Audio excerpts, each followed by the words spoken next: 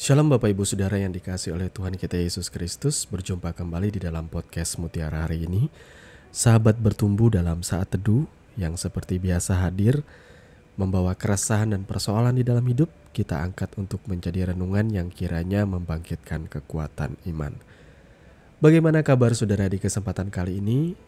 Kami berharap Bapak Ibu Saudara senantiasa ada dalam keadaan sehat dan dilimpahi oleh berkat dan rahmat serta kebaikan oleh Tuhan kita Yesus Kristus. Podcast Mutiara hari ini di kesempatan kali ini memasuki episode yang ke-259 yang kali ini akan mengangkat judul Pemberitaan Injil yang Terkutuk. Nah, firman Tuhan terambil dari surat Galatia pasalnya yang pertama ayat 6 sampai dengan ayat yang ke-10. Demikian firman Tuhan. Aku heran bahwa kamu begitu lekas berbalik daripada Dia yang oleh kasih karunia Kristus telah memanggil kamu dan mengikuti suatu Injil yang lain, yang sebenarnya bukan Injil. Hanya ada orang yang mengacaukan kamu dan yang bermaksud untuk memutarbalikkan Injil Kristus. Tetapi sekalipun kami atau seorang malaikat dari sorga yang memberitakan kepada kamu suatu Injil yang berbeda dengan Injil yang telah kami beritakan kepadamu, terkutuklah dia. Seperti yang telah kami katakan dahulu, sekarang kukatakan sekali lagi, jikalau ada orang yang memberitakan kepadamu suatu Injil yang berbeda dengan apa yang telah kamu terima, terkutuklah dia. Jadi bagaimana sekarang?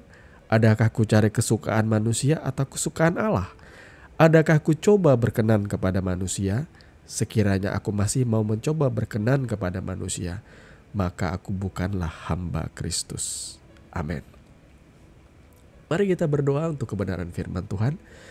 Bapa, di dalam nama Tuhan Yesus kami sudah membaca kebenaran firman-Mu. Kami mohon hikmat dan pengertian agar kami boleh merenungkan kebenaran firman yang sudah kami baca tadi, sehingga kami boleh memaknai dan memahami apa yang menjadi maksud dan kehendak-Mu dalam hidup kami. Di dalam dan demi nama Tuhan Yesus kami berdoa. Amin. Bapak Ibu Saudara yang dikasihi oleh Tuhan kita Yesus Kristus ya.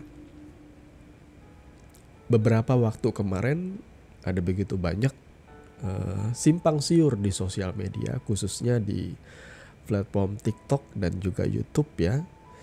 Perdebatan mengenai Yesus dan Isa Al-Masih ya.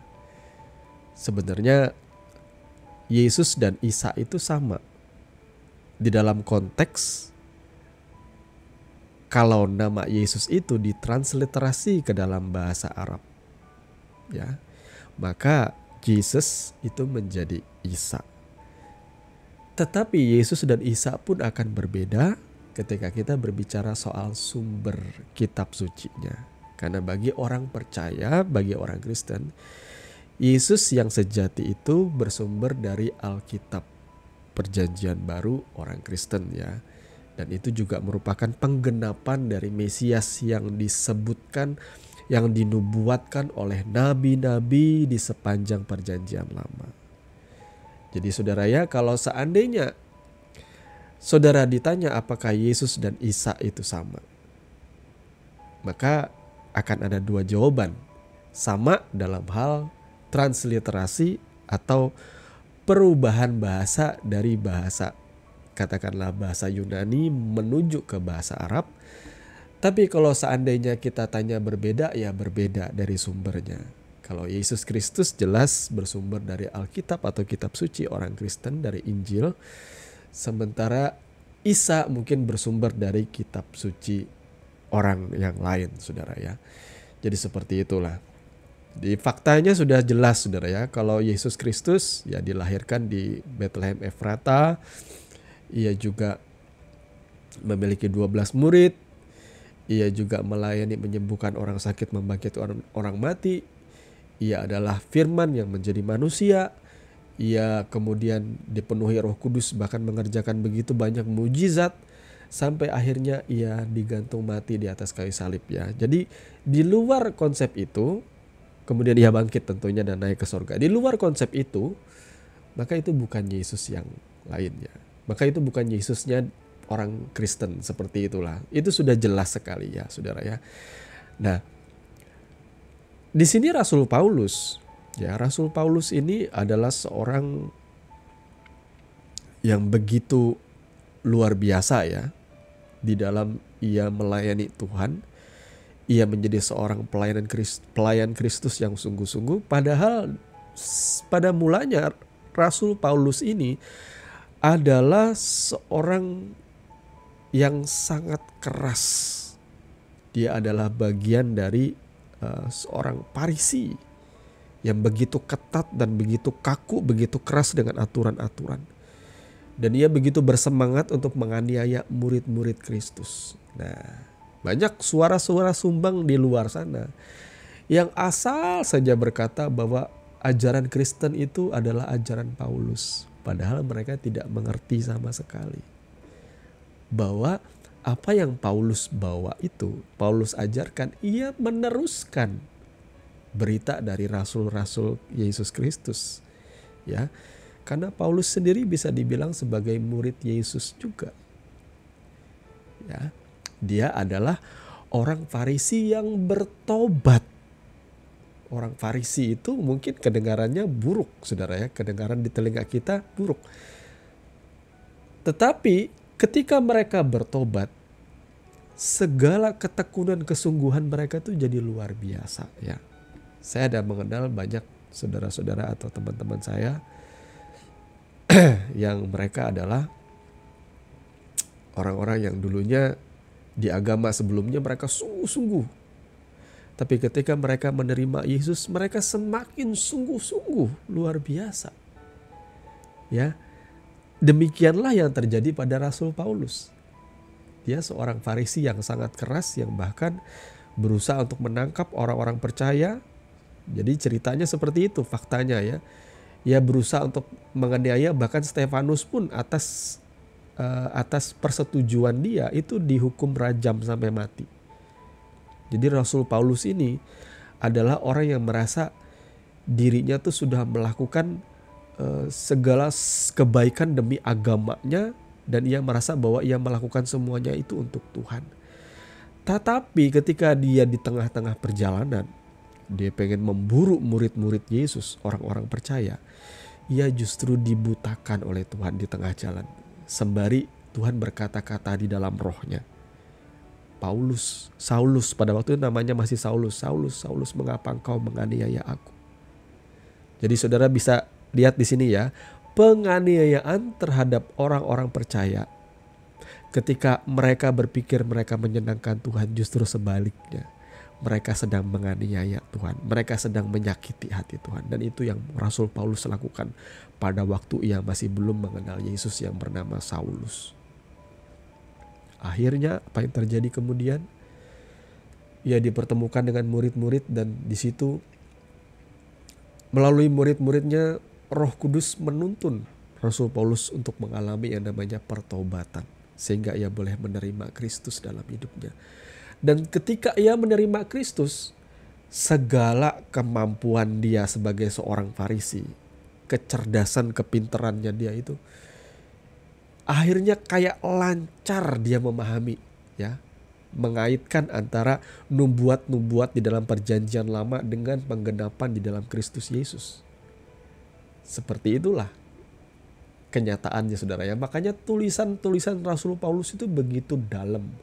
Ketika ia membahas tentang iman, ketika ia membahas tentang Abraham, ketika ia membahas tentang dosa, ketika ia membahas tentang keinginan daging dan sebagainya, itu begitu detail. Saya pikir ini adalah pembicaraan seorang yang sangat dewasa sekali, saudaraku. Bahkan jujur aja ya, kebanyakan dari kita dengan melihat tulisan Rasul Paulus itu pun mengagumi orang ini. Dia begitu detail di dalam menjelaskan kaitan antara perjanjian lama dan penggenapan dalam perjanjian baru. Jadi saudaraku, agama Kristen bukanlah agama yang diciptakan oleh Rasul Paulus. Justru Rasul Paulus membawa Injil Yesus Kristus. Saudara jangan salah dengan makna Injil seperti yang sudah saya jelaskan di dalam podcast saya sebelumnya ya, bahwa Injil itu tidak lantas mengacu kepada sebuah kitab. Kadang orang berpikir Injil itu artinya kitab perjanjian baru. Ya tidak salah juga sih ya. Tetapi poin daripada Injil itu berarti kabar sukacita. Jadi kabar sukacita itu ditulis pertama-tama oleh 4 saksi mata, Matius, Markus, Lukas, dan Yohanes. Ya. Kenapa seperti itu? Kenapa harus ada 4 Injil yang ditulis oleh orang-orang yang berbeda? Tetapi luar biasanya keempat orang penulis ini mencatat bagaimana karya pelayanan Kristus dari ia mulai lahir sampai ia naik ke sorga itu saling melengkapi. Saya tidak bilang bahwa paketiplek sama ya, ada beberapa bagian yang sama, tetapi tidak kontradiksi.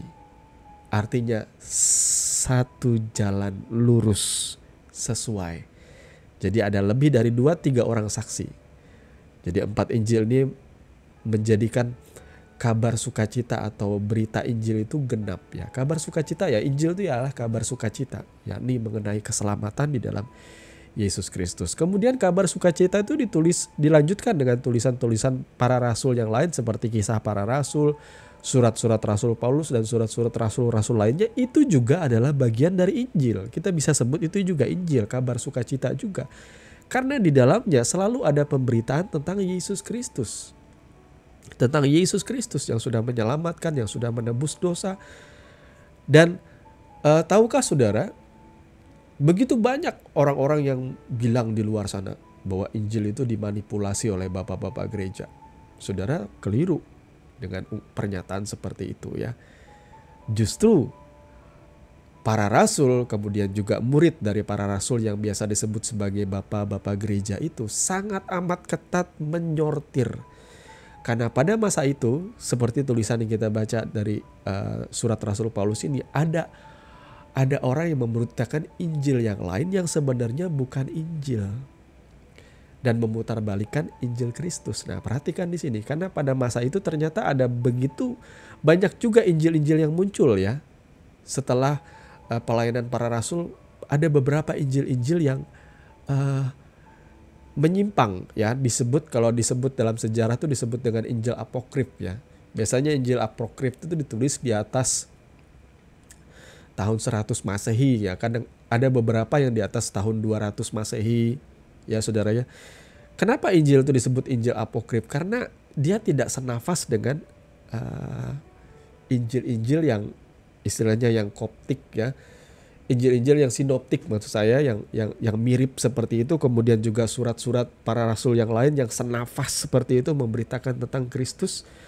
Nah Injil-Injil itu ada yang mencatat yang aneh-aneh. Katakanlah ada Injil Filipus yang mencatat bahwa Yesus Kristus katanya menikah dengan Maria seperti itu.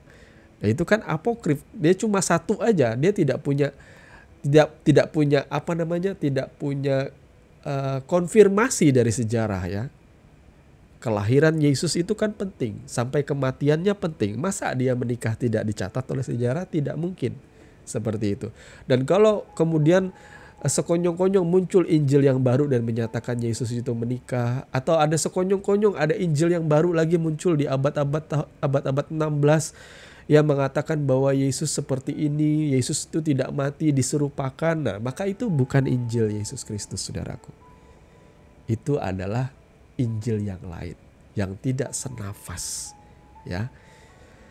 Makanya bapak-bapak gereja, para rasul itu sangat fokus sekali menyortir mana Injil-Injil yang muncul, yang berkembang dari orang-orang yang tidak bertanggung jawab ya, yang berusaha untuk menyesatkan, yang tidak lagi memberitakan tentang Injil Kristus yang sejati ya.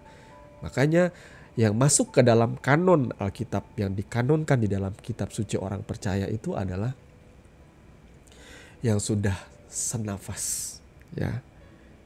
Senafas. Dan biasanya itu ditulis di abad yang pertama.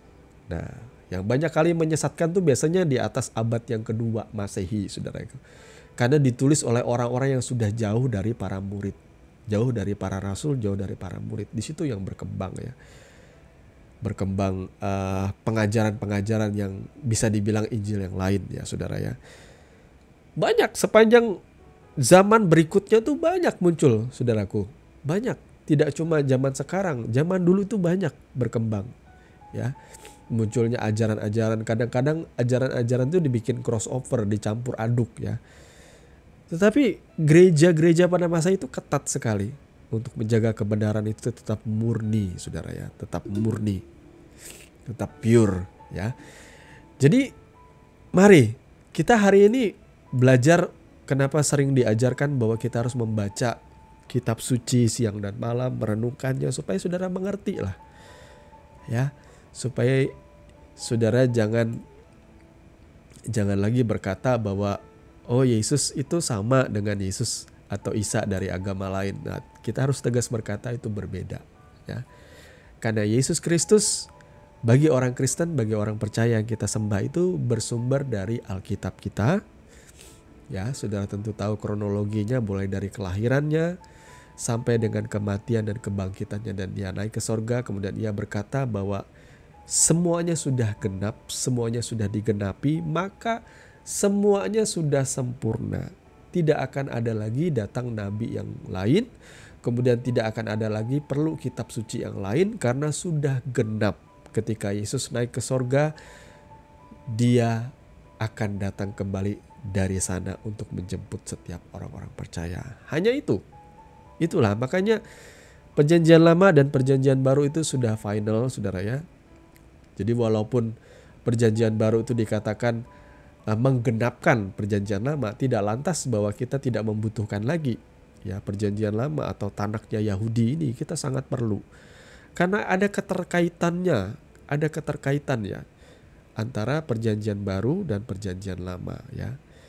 Jadi kita bukannya orang yang punya hak apa memakai tanak Ibrani ya, karena perjanjian baru itu pun membicarakan tentang Kristus Yesus yang sebenarnya adalah lahir dari keturunan Yahudi. Murid-murid Yesus juga adalah orang-orang Yahudi yang pada mulanya memberitakan Injil ke seluruh dunia. Dan seperti itulah kita punya keterikatan dalam hal itu. Kenapa kita berhak akhirnya memakai tanaknya Ibrani, saudara ya. Karena Yesus Kristus adalah penggenapan dari perjanjian lama, dari nubuat-nubuat, dari nabi-nabi di perjanjian lama, saudara ya. Injil itu genap di dalam Kristus Yesus. Sehingga di masa sekarang sudah tidak ada lagi nabi seperti perjanjian lama, saudara ya. Roh kenabian, pelayanan kenabian masih ada. Tetapi untuk seorang nabi yang eksklusif seperti perjanjian lama, saya pikir ya mungkin sudah tidak ada lagi, karena sudah tidak perlu ada nubuat lagi sih. Karena Kristus sudah final, sudah genap, sudah menyelesaikan tugasnya menyelamatkan dan menebus dosa manusia di atas kayu salib. Sehingga tinggal sekarang ialah beritakanlah Injil ke segala bangsa ya, agar segala bangsa itu, segala suku, bangsa dan bahasa akan mengakui bahwa Yesus Kristus adalah Tuhan dan Juru Selamat yang sejati. Tuhan Yesus memberkati firman-Nya dan mari kita berdoa. Terima kasih Bapa untuk kebenaran firman-Mu. Kami bersyukur karena Kau berbicara dan mengajar kami. Kami percaya Tuhan menolong kami agar kami boleh hidup, mengenal Engkau, mengenal kebenaran-Mu. Pertama-tama kami juga ingin Tuhan membuka hati kami, menerima Engkau menjadi Tuhan dan Juru Selamat dalam hidup kami Tuhan. Penuhi kami dengan kasih-Mu Bapa. Kami percaya semua dosa kami sudah diampuni. Kami percaya semua pelanggaran kami sudah dihapuskan Tuhan. Kami layak berkenan dekat dengan Engkau, memanggil Engkau Bapa kami. Kau adalah Tuhan kami, Allah kami, Yesus Kristus kekal selama-lamanya. Terima kasih Tuhan, di dalam nama Yesus kami berdoa, haleluya, amin. Saudaraku yang dikasihi Tuhan, saudara sudah mendengarkan kebenaran firman yang kiranya boleh menjadi dasar dan kekuatan di dalam setiap kehidupan saudara. Sampai bertemu lagi di podcast Renungan Firman Mutiara hari ini yang berikutnya. Kasih karunia menyertai saudara sekalian. Shalom.